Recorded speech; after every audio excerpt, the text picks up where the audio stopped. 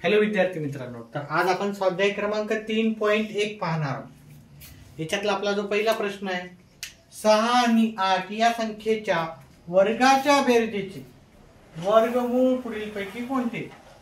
म्हणजे आपल्याला काय करायचं, 6 चा वर्ग करायचा आणि 8 चा वर्ग करायचा, दोघांचा वर्ग करायचा आणि नंतर काय करायचा, ह्या दोघांच्या वर्गाच्या बेरजेचे, मग त्या वर्ग यांचे जे वर्ग आले त्यांची बेरीज करायची आहे आणि जी बेरीज आली त्या बेरजेचे आपल्याला काय करायचे, वर्गमूळ काढायचे आहेत। तर मग 6 चा वर्ग करायचा, 6 चा वर्ग म्हणजे आपण 6 गुणिले 6, 6 गुणिले 6, 6 चा वर्ग म्हणजे 6 गुणिले 6 किती येणार आपल्याला, 36। तसंच 8 चा वर्ग पण करूत आपण, 8 चा वर्ग म्हणजे 8 च्या डोक्यावर 2, 8 चा वर्ग म्हणजे 8 गुणिले 8, 8 गुणिले 8 किती ते 64। आता आपण या वर्गाच्या बेरजेचे, हे वर्ग आलेले आहेत त्याच्या बेरजेचे बेरीज केली याची, ठीक आहे। वाक्य जसं एक एक वाचलं आपण आणि त्याच्यानंतर आपण काय केली, बेरीज केलेली आहे, ठीक आहे। नंतर काय सांगितलं आपल्याला, वर्गमूळ काढायचे, म्हणजे 100 चे वर्गमूळ, 100 चे वर्गमूळ काय येणार आपल्याला, वर्गमूळ 100 चे वर्गमूळ किती येणार, म्हणजे 100 हा कशाचा वर्ग आहे, तर 100 हा 10 चा वर्ग आहे, 100 कशाचा आहे, 10 चा वर्ग आहे, मग 100 चे वर्गमूळ आपल्याला 10 आहे। हे 100 म्हणजेच काय, 10 गुणिले 10 म्हणजे 10 चा वर्ग 100 आहे। मग एखाद्या संख्येचा वर्ग 100 असेल तर त्या 100 चा वर्गमूळ काय येते, 10 येते। 36 चा वर्गमूळ जर विचारलं तर 6 येणार आणि 6 चा वर्ग म्हणलं तर 36, 8 चा वर्ग म्हणलं तर 64 येते आणि 64 चा जर वर्गमूळ विचारलं तर काय येणार, 8 येणार। 100 चा वर्ग, 64 चा वर्गमूळ 8, 36 चा वर्गमूळ 6 आणि 6 चा वर्ग म्हणजे त्या 6 ला आपल्याला 6 ने गुणायचं आहे। समजलं का सगळ्यांना? ओके, चला पुढचा आपण घेऊ।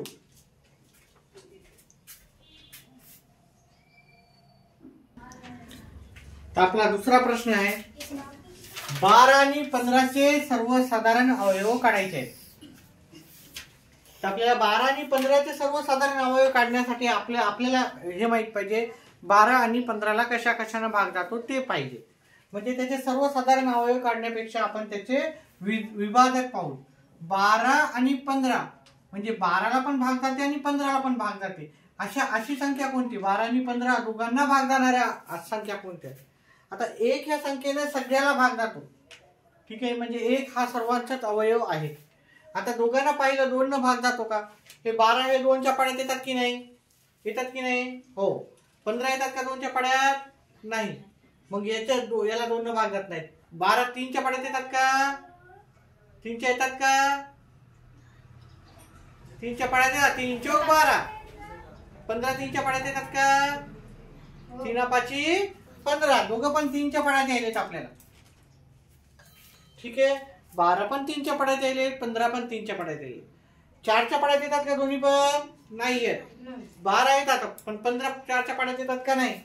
5 च्या पाड्यात येत नाही, 5 च्या पाड्यात 15 येतात पण 12 येतात का, नाही। हे 6 च्या पाड्यात येतात पण हे नाही येत, हे की नाही। म्हणजे आपल्याला अशा 2 संख्या पाहिल्या ज्या की दोघांच्या पाड्यात येतात, ठीक आहे। 1 ही प्रत्येकाच्याच पाड्यात येते आणि 3 ही दोघांच्या पण पाड्यात येते, ठीक आहे। त्याच्यामुळे ए पर्याय क्रमांक ए याचं उत्तर राहणार आहे।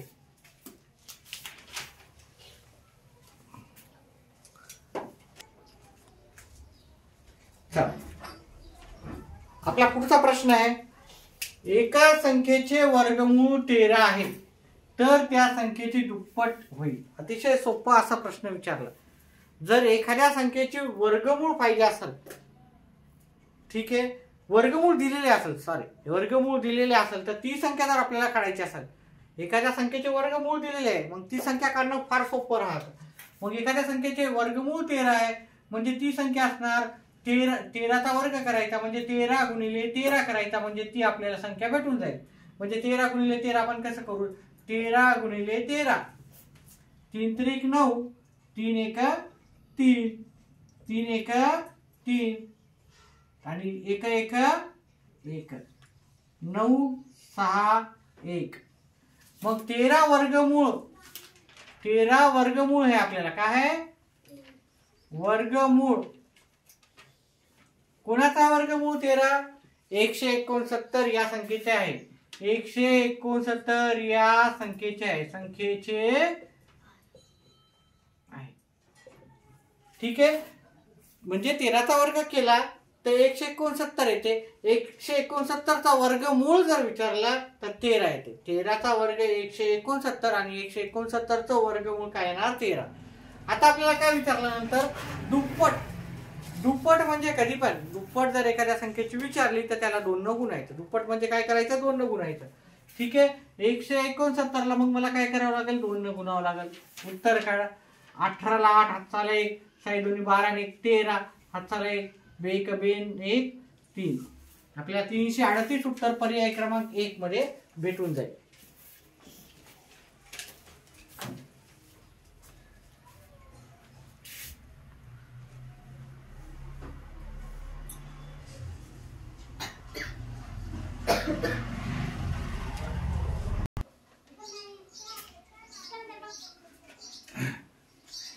पुढचा प्रश्न आहे.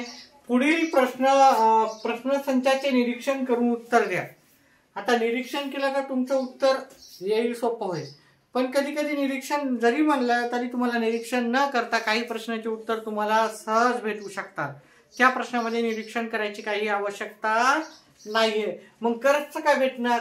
आपण आता हे ब्रॅकेट सोडवायचं आणि नंतर वजाबाकी करायची उत्तर येते. मग इथं निरीक्षण वगैरे काही करायची गरज आहे का. निरीक्षणामध्ये अजून वेळ जाईल. निरीक्षणाचा तर्क करा आणि त्याचं उत्तर काढा. त्याच्यापेक्षा आपल्याला प्रश्न दिलेला आहे 73 गुणिले 73 वजा 72 गुणिले 72. आपण ते करू का गुणाकार आणि याचं उत्तर आपण काढू. पहिले मी 73 गुणिले 73 करतो. 73 गुणिले 73 9 7 त्रिक 21 7 त्रिक 21 7 2 49 आणि 2 51. किती वेळ लागणार आपल्याला. अजिबात वेळ लागणार नाहीये. आपल्याला जे मार्क आहे आपल्याला कन्फर्म घ्यायचा आहे. आपल्याला बरोबर घ्यायचे मार्क. त्याच्यामुळे काही आपण तर्क न करता याचं उत्तर करत आहे. 72 गुणिले 72 4 7 2 14 7 2 14 हातचा आलं 1 49 आणि 1 50 4 8 1 5.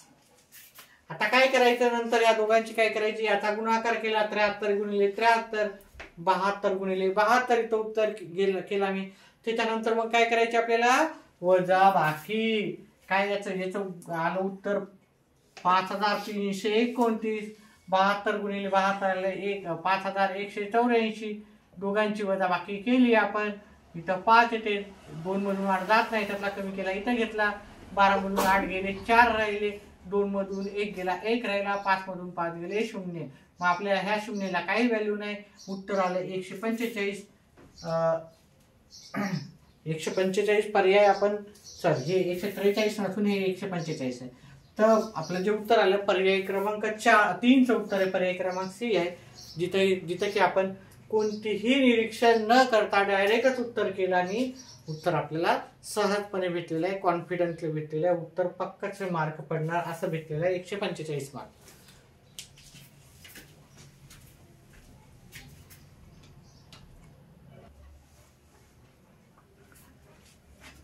चला विद्यार्थी मित्रांनो, आपला 5वा प्रश्न आहे. 2,54,056 या संख्येला मूळ अवयवाच्या कोणत्या गटाने पूर्ण भाग जात नाही. आता याचा थोडं तुम्हाला विभाजकतेच्या कसोट्या माहीत असेल. 2 न कोणत्या संख्येला भाग जातो, 3 न कोणत्या संख्येला जातो आणि 5 न कोणत्या संख्येला भाग जातो. याचं उत्तर तुम्हाला सहज भेटेल अतिशय सोप्या पद्धतीने. आता तुम्हाला माहित आहे 2 ह्या संख्येने भाग जाण्यासाठी आपल्याला 2ची कसोटी काय आहे. 2ची कसोटी शेवटी जर 0 2 4 6 8 हे अंक असतील तर त्याला 2 न भाग जातो. 3ची कसोटी काय आहे. 3ची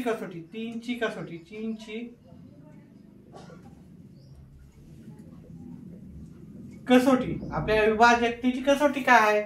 तर म्हणजे ह्या सगळ्या संख्यांची बेरीज 2 अधिक काय 2,54,000 आहे ना. 2 अधिक 5 अधिक 4 अधिक 0 अधिक 1 अधिक 6 त्या सर्व अंकाची बेरीज जर केली आणि ते 3च्या पाड्यात असेल तर याला पण 3 भाग जातो.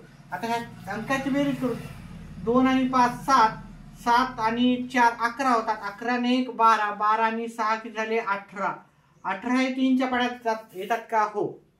त्याच्यानंतर उरलेला आहे आपला 5 अंक. 5 अंकाची कसोटी आहे. 5 ची जी कसोटी आहे विभाजकाची ती अशी म्हणते की त्याच्या शेवटच्या अंकाला 0 किंवा 5 असेल तर त्याला 5 न भाग जातो. 0 किंवा 5 असेल तरच 5 न भाग जातो. मग जर हा इथे पाहिला हे 2 2 2 म्हणजे ही समसंख्या असल्यामुळे शेवटी 6 असल्यामुळे याला 2 न भाग जाणार आणि 3 न भाग जाणार, कारण या सर्व अंकाची बेरीज जी आहे आपली 18 आली. त्याच्यामुळे याच्यानं भाग जाणार आहे. इथे पण भाग जाणार आहे.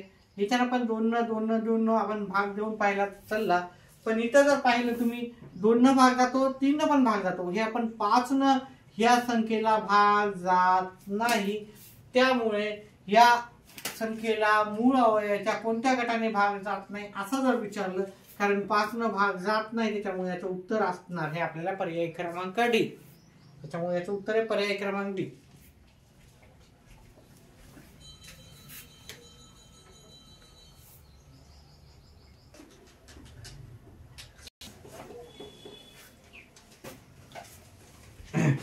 चला आपला पुढचा प्रश्न आहे. 4 अंकाची लहानात लहान संख्या असेल जेव्हा मूळ संख्येचा गुणाकार म्हणून दाखवण्यात येईल. आपल्याला 4 अंकाची लहानात लहान संख्या आहे, तिथं दिली नाही त्यांनी एवढं सांगितलं त्यांनी की मूळ संख्याचा गुणाकार म्हणून दाखवण्यात येईल. म्हणजे हे जे पर्याय दिलेले आहे त्याच्यातल्या सगळ्या संख्या मूळ संख्या असणे आवश्यक आहे. सर्व संख्या मूळ असणे काय आहे आवश्यक आहे. म्हणजे पहा इथं मूळ संख्येचा गुणाकार म्हणून दाखवण्यात येईल, म्हणजे मूळ संख्येचा गुणाकार. आता जर आपण इथे जर पाहिलं पर्यायामध्ये, ठीक आहे आपल्याला मूळ संख्या पाठ पाहिजे. मूळ संख्या आहे 2 3 5 7 11 13 17 19. मी 20 पर्यंत दिले, अजून नाही दिले. ठीक आहे, कारण आपल्याला एवढीच गरज आहे. तर इथं पाहिलं तर इथे ही 8 ही मूळ संख्या नाहीये. मूळ संख्या आहे का 8 ही नाहीये. मग हे आपलं पर्याय उत्तर राहू शकत नाही.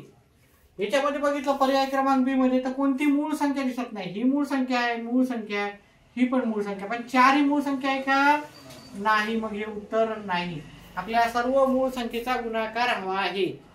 इथं जर पर्यायामध्ये पाहिलं तर सर्व मूळ संख्या आहे, पण पर्याय क्रमांक डी मध्ये ही 4 मूळ संख्या नाही. त्याच्यामुळे याचं उत्तर आहे पर्याय क्रमांक सी. पर्याय क्रमांक सी मध्ये आपण जर पाहिलं तर या सगळ्या मूळ संख्या आहेत आणि आपल्याला मूळ संख्येचा गुणाकार विचारला असल्यामुळे आपल्याला पर्याय क्रमांक सी उत्तर लिहावं लागेल.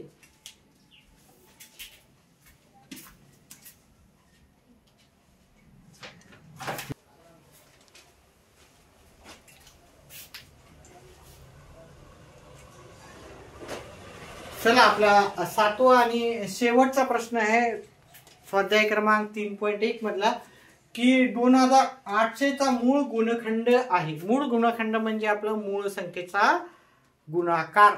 ठीक आहे, मूळ संख्येचा गुणाकार. मग आपल्याला माहित पाहिजे मूळ संख्या काय आहे. आता आपल्याला इथं जास्त पर्यंतच्या मूळ संख्या माहित पाहिजे. पहा 1 ते 50 पर्यंतच्या सर्व मूळ संख्या माहित पाहिजे. मूळ संख्या पाठ असतील तर तुम्हाला उत्तर येते. मूळ संख्येवर आधारित कमीत कमी तुम्हाला 2 ते 3 प्रश्न सोपे विचारले जातात. कमीत कमी मी सांगतो, त्याच्यापेक्षा जास्त पण विचारले जातील. 2 प्रश्न तर हमखास राहतात. तर मूळ संख्या 1 ते 100 पर्यंत पाठच करायच्या आणि मूळ संख्या जर आल्या तर तुम्हाला काय येतील याच्यावरती आधारित उत्तर पण येतील. आता जर मूळ संख्या पाठ असतील तर तुम्हाला एवढं नक्कीच लक्षात येईल की 15 ही मूळ संख्या नाही. आपल्याला मूळ संख्या सगळ्या मूळ संख्या पाहिजे याच्यामध्ये गटामध्ये. हे का या गटामध्ये मूळ संख्या 15 ही नाही, मग हे उत्तर असू शकत नाही. इथं जर पाहिलं तुम्ही ही 35 ही मूळ संख्या नाही, मग आपल्याला हे काय असणार आहे उत्तर नसणार आहे. इथं जर पाहिलं तर 4 ही मूळ संख्या नाही, मग हे उत्तर पण काय नसणार आहे. ठीक आहे, मग उरलं काय इथं पहा तुम्ही या सगळ्या ह्या गटामध्ये पाहिलं तर ह्या सर्वच्या सर्व काय आहे तर मूळ संख्या आहे. सर्वच्या सर्व मूळ संख्या असल्यामुळे हे पर्याय जे तुमचं उत्तर राहणार आहे. त्याच्यामुळं 7व्या प्रश्नाचं उत्तर आहे आपल्याला पर्याय क्रमांक सी. ठीक आहे, अशा प्रकारे हा आपला व्हिडिओ संपला.